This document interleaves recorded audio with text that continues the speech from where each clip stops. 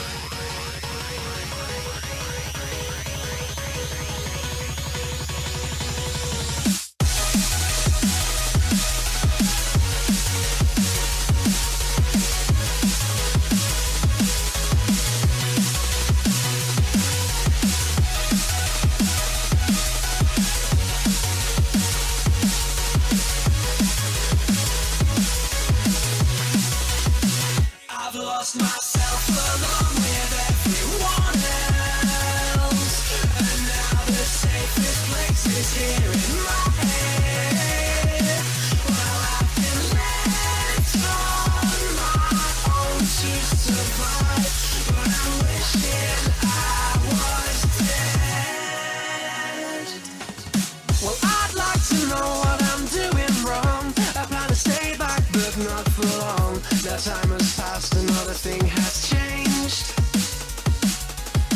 So I gotta grow wings or die. I don't need another reason not to die than life. Tell me if I'm doing it right this time. But let me know, what did you change? Did it feel the same? Did it ease your pain? I've lost myself along with everyone else, and now the safest place is here in my head.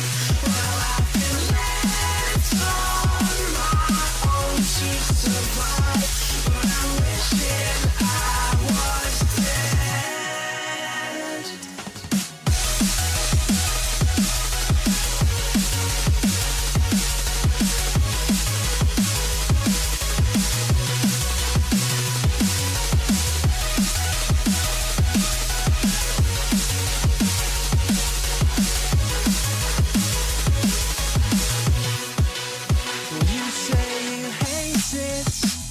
But you can't really tell. The future is smiling right at you. I'm not gonna make it, so you should save yourselves. There's no time to tell you I'll miss you. You left for a new frontier, but I decide to stay back here, biding my time and waiting it out. Looking up to the skies despite these weakling wings that'll never take flight. I don't even have the lungs to shout, but I need to know, what did you change? Did it feel the same? Did it ease your...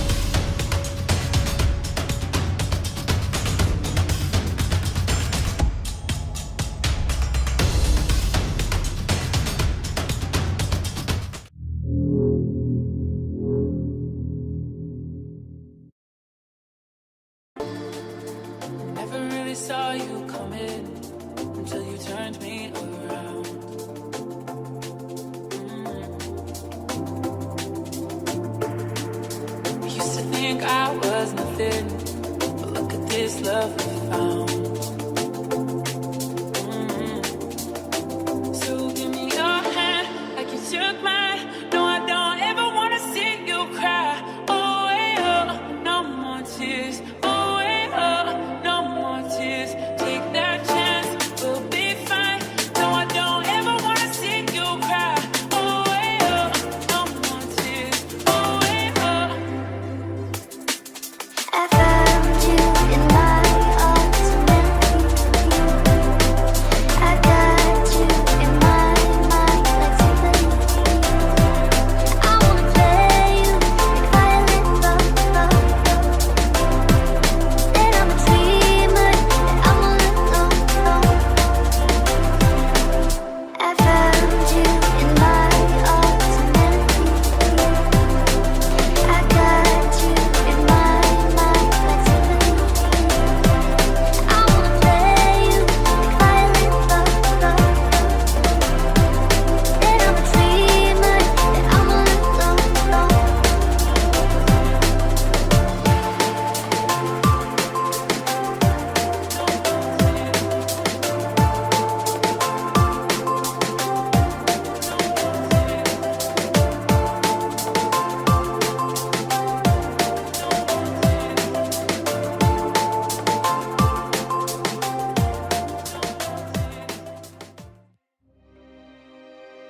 Good evening and welcome to the 7th round of the Simsport Racing Assetto Corsa Competizione GT3 Season 3, being held at the fantastic Stavelo region in Belgium at Circuit de Spa-Francorchamps. Alex Goldschmidt and Steve Proudley back once again. Good evening, Steve. How are you? Good evening, Alex. Yeah, I'm very, very well. Thank you very much, mate, and I'm hoping you're all good. Looking forward to some fantastic racing this evening. As you say, we've got 2 hours of Spa ahead, and I know the guys have been putting in some serious amounts of practice. I think they've put in more practice for this round than any other round so far in the season, so it should be good. Yep, so it's a 2-hour race, 20 minutes of qualifying, and 2 mandatory pit stops. Drivers must take fuel on board, but tyres are optional. And I think, Steve, when you're pushing through corners like Eau Rouge and Radillon at around 250 kilometres an hour in 5th gear at the top of the rev range, your tyres are going to get scrubbed a little bit, aren't they?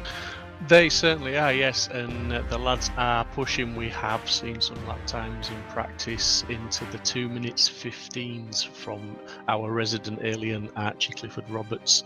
Quite a lot of the guys in the 2.16s, but let's not forget also tyre temperatures is going to come into it tonight, as the server settings are 6 p.m. race start time with a 6 a.m. finish, so we're condensing 12 hours into the 2. The server is set to 6 times multiplier. So let's have a look at the points coming into this. So Archie Clifford Roberts leads the way by quite a considerable margin. Call that effectively 63 points ahead of James Hartnell after our double header last time out. So it is a double header at Belgium. We were at Zolder a couple of weeks ago. Aaron Walker rounds out the top 3 just by a single solitary point behind the Tempesta Racing Ferrari of James Hartnell. Chris Crossman definitely in the fray, as is Steve Haley. Lukas Kakos now a bit further up the order, as well as Dave Hedges, Regan Mitchell, Dean Riley, Kevin Critchley all round out the top 10. Mark Neuteling's in the Dutch Desire Parker Racing liveried Bentley Continental GT3 is in 11th head of Gavin Utley, another Bentley Continental driver, this time in the Team M Sport livery. Aaron Martin Pilkington, who also features in our GT4 class as well, which gets back to action this coming Wednesday. Rich Smith in the Soul Lexus and Abdoulaye Diop round out the top 15 positions, but it's the editors leading an Audi 1-2 in terms of the team standings. So the editors are ahead of Totsuyama, with Tempesta Racing rounding out the top 3, BD Racing and RPM Racing rounding out the top 5. Barwell Motorsport, Dutch Desire, Bentley Team M Sport, Fordzilla, RS Motorsport, Santalok Racing, Piston Heads, Terra Racing, Afro Samurai Racing. Anyone might remember the Afro Samurai anime character from the early 1990s, and also Apex Racing. Very Very well put there, I must say, because obviously you have to turn in and hit the apex when you go through corners. But it looks like qualifying is getting underway. 20 minutes here. But Steve, you said about our resident alien, Archie Clifford Roberts, who leads the standings by 63 points coming into this round. This is going to be a very different test altogether. You know, it's 7.004 kilometers, 4.352 miles, 19 corners, and a heck of a lot of commitment that is needed here at Spa-Francorchamps. Yeah, for sure. One of the things the lads have been struggling with a little bit when they've been running some practice races is track limits as well. There's been quite a lot of drive-throughs, including Archie. I was watching him last night, and he gained a drive-through in practice race they were having. So yeah, it's going to be track limits, it's going to be tyres, it's going to be the strategy, the temperatures, and obviously the darkness as well. You know, it's different driving in the dark to daylight, obviously. So it takes a bit more concentration, I think. Yeah, I completely agree. A big good evening to everyone that is currently watching and those who are interacting via the relevant channels. So Daniel Parker out with an injury at the moment. He said feels slightly weird watching the GT3 race, to be honest. Good evening to Edward Porter, wishing both myself and Steve. Yes, we are both well, Edward. Thank you very much. So yeah, I think it's going to be interesting as we see Chris Bowman in the number 12 Ram Racing Mercedes AMG GT3, currently rounding out the top 9, and Archie Clifford Roberts in qualifying. We're nearing the halfway point of the session so far. He is on a 2 minute 16.410, and that is a whopping 0.837 seconds ahead of the Tempesta Ferrari 168 of James Hartnell. That's an impressive lap, wouldn't you say there, Steve? Yeah, that's an impressive lap by anybody's standards. As I say, he has been in the 2:15s, which I've never personally seen anyone do that before. I saw actually do it, and it was a 2:15.8, so it wasn't just inside; it was a good couple of tenths in, you know. So it was an impressive lap. So maybe he'll shave a bit more off that lap time with a few more laps to go. Another man that's been on the pace, continuing on from good form from the last GT3 round, is Chris Pinchbeck. He's been running second on the timing sheets for most of this sort of last week of practice, and another one that absolutely loves Spa, and he's been hammering the practice servers, shall we say, really putting the time in. And obviously, let's not forget Dave Hedges. Chris Crossman always comes good on race day. Has to be said, the Porsche maybe doesn't suit this track quite as well as the Audis and the Ferrari do, but Chris will certainly be giving it a good battle. And then there's Lucas Kakos, as you said, in the standings. He's moving up the championship. He's getting to grips with the car, and he's another one to watch. Well, Edward Porter asks a very, very good question. How many rounds are left? Well, we have 3 more after this. We have Laguna Seca in 2 weeks' time on the 27th of September before the penultimate round at Catalunya in Barcelona on the 11th of October, and then the 25th of October is the season 3 finale being held at Le Castellet, Paul Ricard. Yeah, some very interesting tracks that we'll see people get into. Dave Hedges, you just mentioned, has gone second quickest, so it is an Audi 1-2 at the moment. 0.513 seconds between Archie Clifford Roberts and Dave Hedges.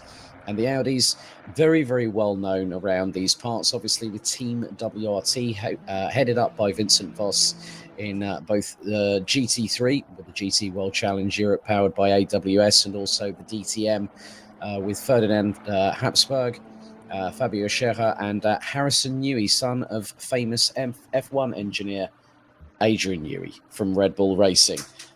They currently are doing a dual campaign this season, but GTs they're very well known for, and it's always good to see a WRT liveried car running around Spa-Francorchamps, wouldn't you say, Steve? Yeah, I'll be honest with you, he's one of my favourite tracks, and I love watching the the epic sort of 6 hours of Spa, 12 hours of Spa, all the big races. It's absolutely fantastic watch. Whatever the conditions, you get some good racing. But as we were just saying there, Lucas Kakos has moved up into 3rd place.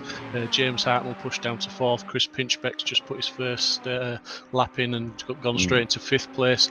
And they're all just been separated by a tenth or so here and there. So yeah, the times are starting to get close and they're starting to come down a little bit. Yeah, we're getting into the last 8.5 minutes of the session. There's Adam Misalovic in the 111 Ferrari 488 GT3, and of course Ferrari celebrated their 1000th Grand Prix at Mugello this afternoon. I don't know the results, please don't tell me anything because I haven't yet watched the race. I want to see what happens, but Steve's giving me a little bit of an insight, and don't worry Steve, I know I kind of sort of guessed by what you told me that it's going to be an interesting one to watch, but we have 2 hours of Spa-Francorchamps to concentrate on as we go down the hill. And obviously, for people that might know now, he's going through the double left known as Pouhon, where you're pushing at about 180 kilometers an hour through the first part of it, of fourth gear, but then you're accelerating. You make up another 20, 30 kilometers an hour through Pouhon, which was originally known as Double Gauche. And then one of the best corner names I think I've ever heard, because we've seen it a few times on the Formula One timing, haven't we, Steve? No name. No, yep. But some great commitment corners, such as Blanchimont. Looks like Adam Isalovic has bailed from that lap, and he will put the Ferrari back into the pits. Looks like Dean Riley in the number 2 is doing a good job. He's running P8, 4 places off of his teammate James Hartnell, as Chris Pinchbeck heads towards the bus stop chicane, having negotiated his way through Blanchimont. So it's first gear, 60 to 65 kilometers an hour through both apexes, and then you power up through the corner, and then you cross the line at around 160 to 170 kilometers an hour in third gear. Now he's going to, let's keep on board with Chris Pinchbeck for a second. So down into first gear, around 70 kilometers an hour.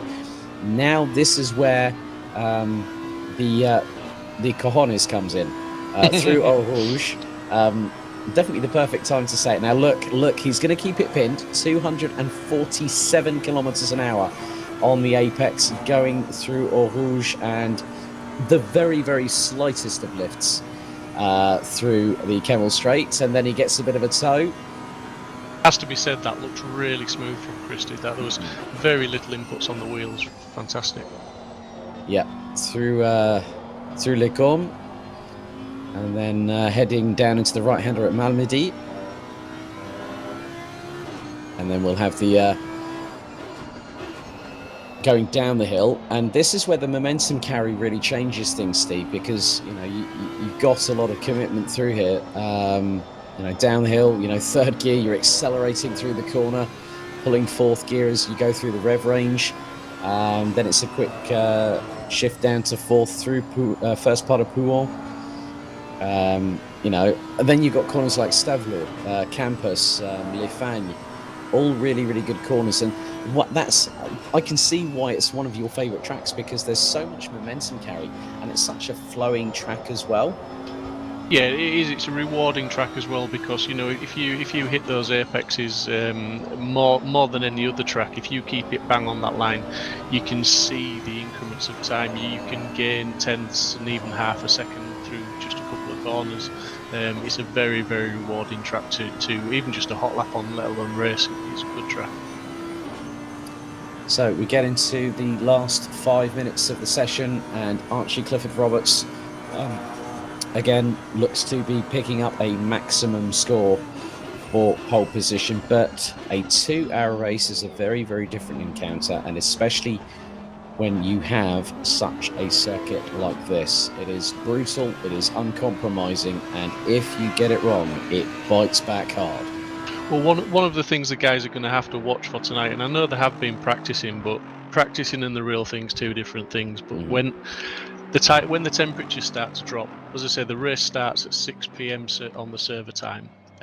Halfway point will be effectively equivalent to midnight, so there will be a lot of temperature change. Tyre pressures will change dramatically, brake temperatures will change. The guys are going to have to be dealing with an awful lot of things, you know, and when they go put their fresh tyres on, there'll be a compromise. Because they won't be able to set the tyre pressures for that temperature, because obviously they'll be looking to keep them on for as long as possible, and the temperatures are going to start coming up again. So yeah, the guys have got their hands full tonight, and it's going to be it's probably going to be one of the harder strategy races of the season. Yep. So effectively, nightfall will be at the circuit, and as I've said, Spa-Francorchamps, we've seen it in the Total 24 Hours of Spa-Francorchamps in real life, that this circuit, just like the famous Nordschleife, is another true test for any GT driver worth their salt, be it in sim racing or be it in the real life side of things. But here at Simsport Racing, don't forget, if you want to get involved, head to simsport-racing.com. We've still got the charity event coming up. Steve, how are the GT4 entries looking on that? Because I know that last time we spoke about it, GT3s were pretty much full.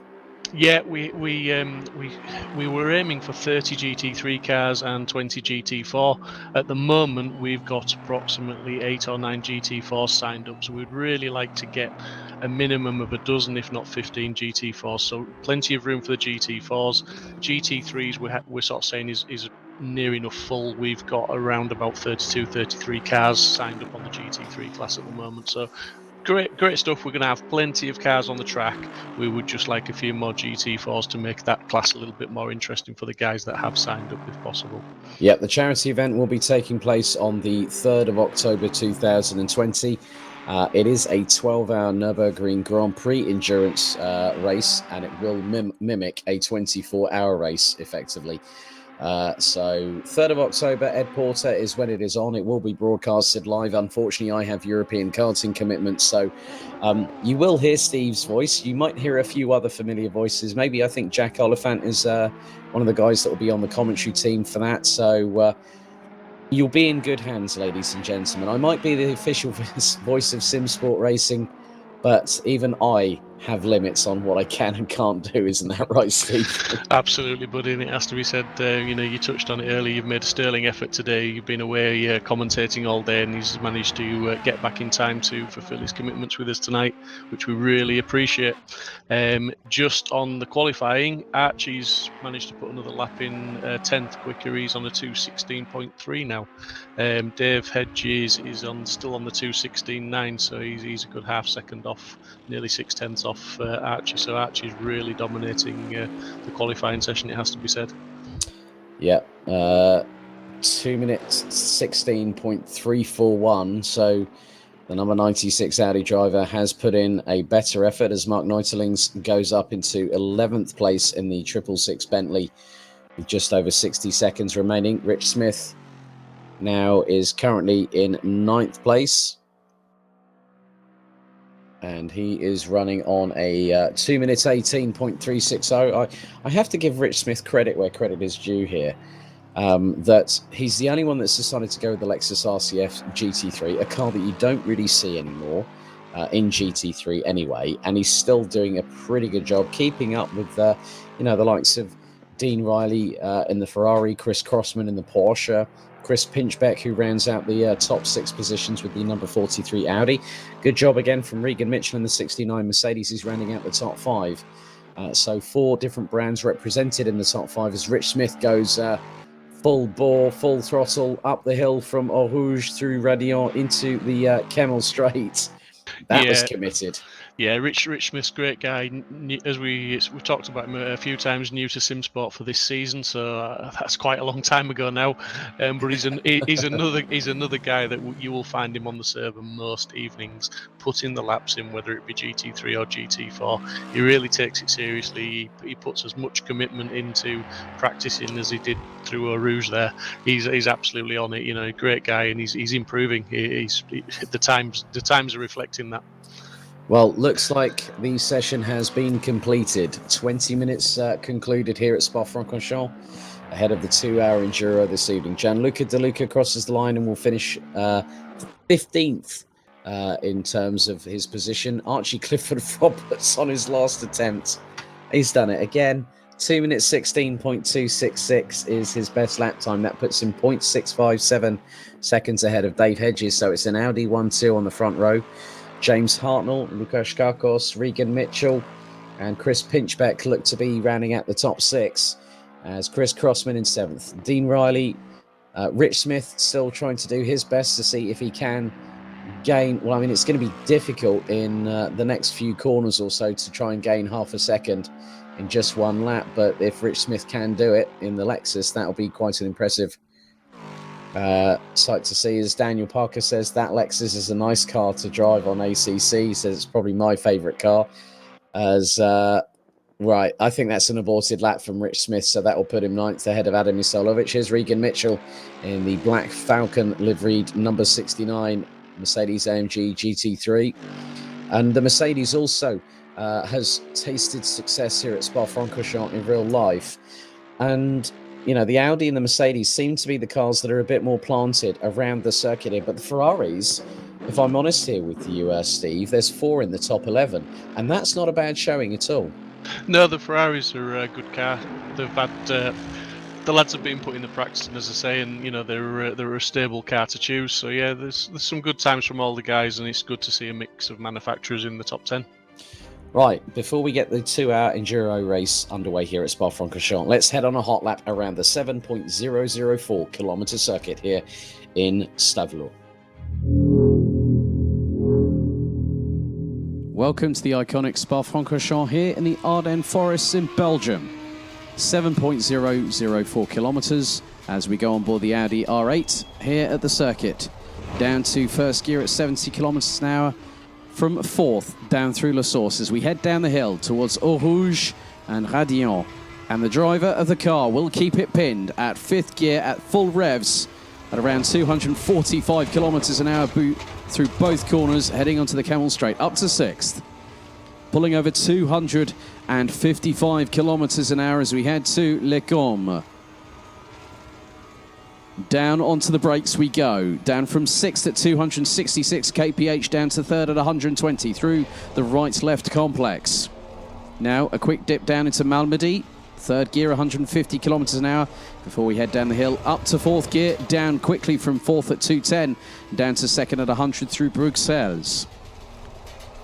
Now into the left as we carry the momentum down the hill through turn 11, the left-hander, as we head to Pouhon, originally known as Double Gauche.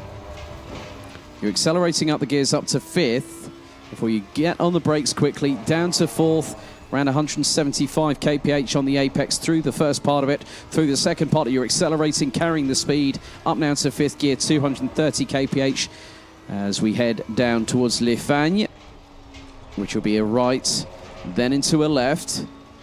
Next up is the right-hander at Campus.